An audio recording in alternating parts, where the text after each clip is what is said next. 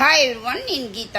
మనము ఇంట్లో ఏదైనా ఎలక్ట్రానిక్ వస్తువులు రిపేర్కి ఇచ్చేటప్పుడు చాలా జాగ్రత్తగా ఉండండి. ఎందుకంటే నాకైతే చాలా బ్యాడ్ ఎక్స్పీరియన్స్ జరిగిందనమాట. మా ఇంట్లో కూలర్ రిపేర్కి వచ్చిందండి. ఈ కూలర్ ఏంటంటే ఇది సింపనీ కూలర్ అనమాట. చాలా అంటే చాలా క్లాసీగా ఉంటుంది, చాలా అందంగా ఉంటుంది. అందరికీ తెలుసు కదా సింపనీ కూలర్ ఎలా ఉంటుందో.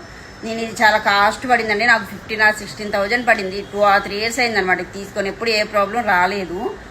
బట్ ఇంకా సమ్మర్ వచ్చింది కదా అని చెప్పేసి మళ్ళీ కూలర్ తీసాను అనమాట. తీస్తే జస్ట్ ఫ్యాన్ స్ట్రక్ అయింది కదా అని చెప్పేసి నేను మెకానిక్ని కాల్ చేసి కూలర్ రిపేర్ వచ్చింది వస్తావా అంటే వచ్చాడండి. వచ్చి తీసుకొని 1 dayలో తీసుకొస్తాను మేడం, ఫ్యాన్ స్ట్రక్ అయిందని చెప్పేసి చెప్పాడు ఇంట్లో. సరే అని చెప్పేసి పంపించాండి. 1 day అయిపోయింది, 2 days అయిపోయింది, 3 days అయిపోయింది.